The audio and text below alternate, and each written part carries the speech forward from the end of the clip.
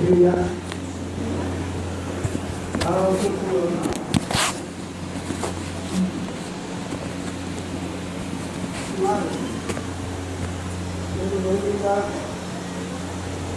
జరుగుతున్నటువంటి గంగా ప్రవాహం కొనసాగుతున్నటువంటి భాగవత ప్రవచన కార్యక్రమం నేటితో ముగిస్తున్నాం. ఈ సందర్భంగా భగవానుడు నాకు లింగా ప్రవాహంలో మీరు కూడా కొంచెం పవిత్రులు కండి అని ఆదేశించాడేమో.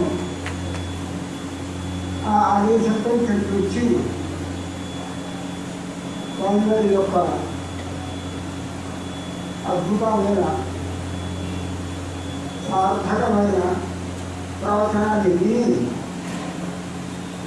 భాగవతోత్తముడైనటువంటి కూడా రాజ్యం కలిగినందుకు నేను కృతార్థుని అయినాను అని భావిస్తున్నాను.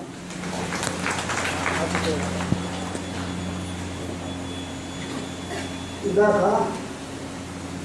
స్వామి గారు భాగవతంలో ఉన్నటువంటి 12 స్కంధాలలో ఒక్కొక్క స్కంధంలో ఏ అంశాలు చెప్పబడ్డాయో వెనకాల 6 వాటినన్నింటినీ సంగ్రహంగా మళ్ళీ వివరిస్తూ మీరు ప్రసాదించారు.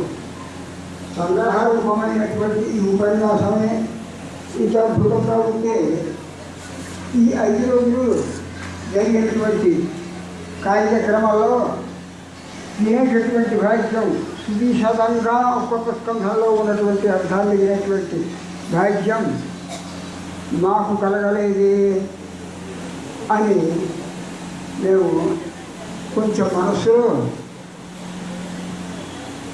సంకోచపడ్డాం.